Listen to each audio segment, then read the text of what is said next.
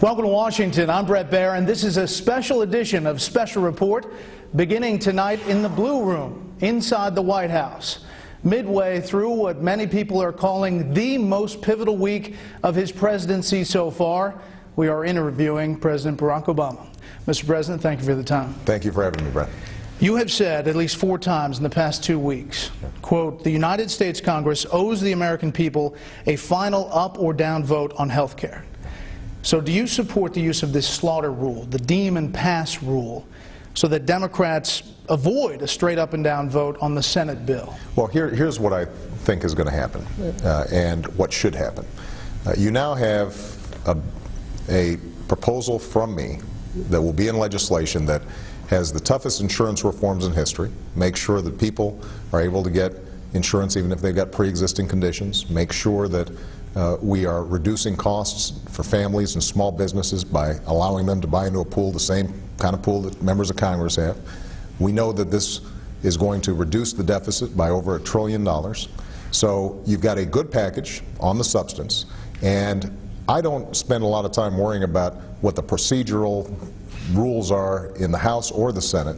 What I can tell you is that the vote that's taken in the House will be a vote for health care reform, and if people vote yes, whatever form that takes, that is going to be a vote for health care reform, and I don't think we should pretend otherwise. But Mr. President, this Monday... Brett, let me finish. And if they don't, if they vote against it, then they're going to be voting against health care reform, and they're going to be voting in favor of the status quo. So Washington gets very concerned about these procedural issues in Congress. This is always an issue that's, whether Republicans are in charge or Democrats in charge. When Republicans were in charge, Democrats constantly complained that the majority was, not giving them an opportunity, etc. What the American people care about is the fact that their premiums are going up 25, 40, 60%. Mr. President, let me insert this. We asked our viewers to email in suggested questions. More than 18,000 people took time to email us questions. And these are regular people from all over the country. Lee Johnson from Spring Valley, California. If the bill is so good for all of us, why all the intimidation, arm-twisting, seedy deals, and parliamentary trickery necessary to pass a bill when you have an overwhelming majority in both houses and the presidency? Sandy Moody in Chesterfield, Missouri. If the health care bill is so wonderful, why do you have to bribe Congress to pass it? Brett, I get 40,000 letters or emails a day. I know you. And I could read the exact same emails. But these are real people. And I've got, it's not just Washington punditry. No, listen. I've got exactly the same emails that I could show you that talk about why haven't we done something to make sure that I, a small business person, am getting as good of a deal as members of Congress are getting and don't have my insurance rates jacked up 40%. Why is it that I, a mother with a child with a pre-existing condition, still can't get insurance? So the issue that I'm concerned about is whether or not we're fixing a broken system. Okay, back to the original question. The key is to make sure that we have a vote on whether or not we're going to maintain the status quo or whether we are going to reform the system. So you support the deem and pass rule? I am not... You're saying that that's that vote? What I am saying is that whatever they end up voting on, and I hope it's going to be sometime this week, that it is going to be a vote for or against my health care proposal. And that's what matters, and that's what ultimately people are going to judge this on. If people don't believe in health care reform, and I think there are definitely a lot of people who are worried about whether or not these changes are in some fashion going to affect them adversely, and I think those are legitimate concerns on the substance, then somebody who votes for this bill, they're going to be judged at the polls, and the same is going to be true if they vote against it. Monday in Ohio, you called for courage in this health care debate. At the same time, House Speaker Pelosi was saying this to reporters about the deem and pass rule. Quote, I like it, this scenario, because people don't have to vote on the Senate bill. I mean, is that the kind of courage you're talking about? Well, here's what's taking place. And, we both know what's going on. You've got a Senate bill that was passed that had provisions that needed to be changed, right? People were concerned about, for example, the fix that only fixed Nebraska and didn't fix the rest of the states. Now, a lot of the members of the House legitimately say, we want to vote on a package, as the President has proposed, that has those fixes embedded in it. Now, that may mean that they've got to sequence the votes, but the ultimate vote that they're taking is on whether or not they believe in the proposal that I've put forward to make sure that insurance reform is fixed, to make sure that deficits are reduced, and that premiums go down and small businesses are helped. That's what they're concerned about. Do you know which specific deals are in or out as of today? I am certain that we have made sure, for example, that any burdens on states are alleviated when it comes to what they're going to have to chip in to make sure that we're giving subsidies to small businesses and subsidies to individuals, for example. So the Connecticut deal is still in? So that's not going to be something that is going to be in this final package. I think the same is true on all of these provisions. I'll give you some exceptions, though. Something that was called a special deal was for Louisiana. It was said that there were millions of dollars going to Louisiana. This was a special deal. Well, in fact, that provision, which I think should remain in, said that if a state has been affected by a natural catastrophe that has created a special healthcare emergency in that state, they should get help. Louisiana obviously went through Katrina, and they're still trying to deal with the enormous challenges that were faced because of that. Understand. But do you know which ones are still in? Hold on a second, Brett. Is my question. That also, well, I'm giving you an example of one that I consider important.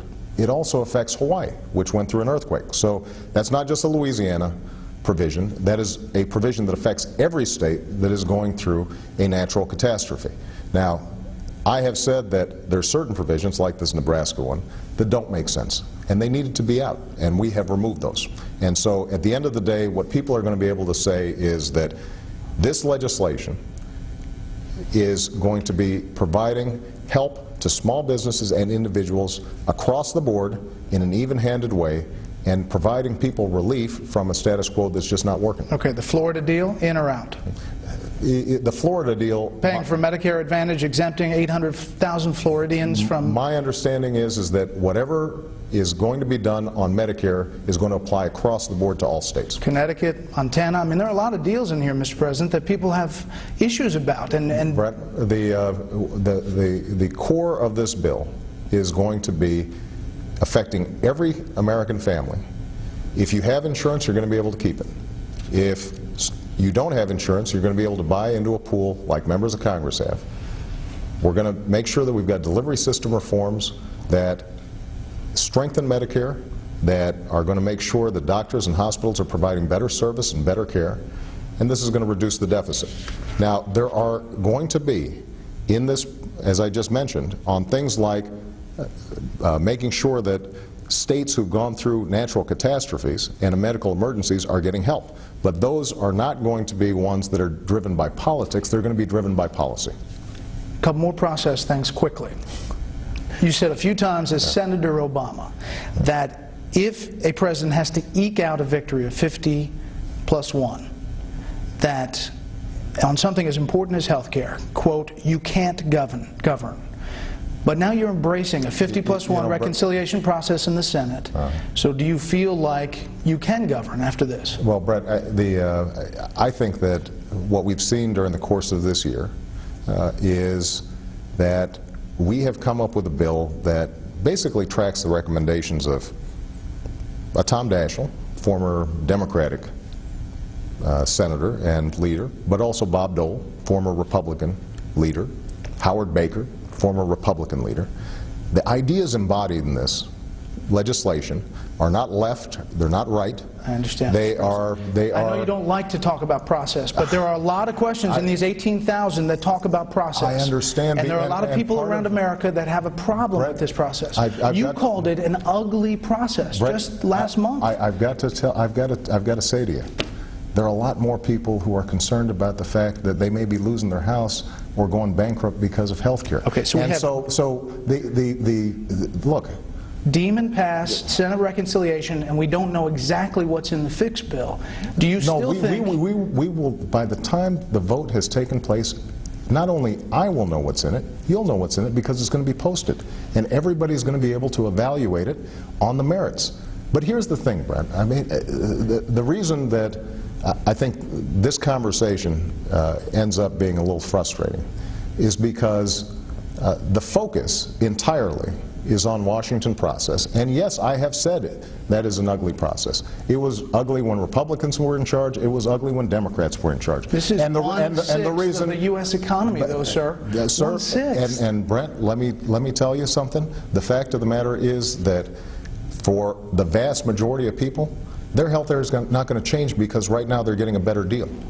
The only thing that is going to change for them is that they're going to have more security under their insurance, and they're going to have a better situation when it comes to if they lose their job, heaven forbid, or somebody gets sick with a pre-existing condition, they'll have more security. So how can the notion, you guarantee that they're not going to be able to keep their doctor? Brad, you got to let me finish my answers. But sir, I know you don't like the filibuster. Well, I'm trying to answer your questions, and you keep on interrupting. So let me be clear.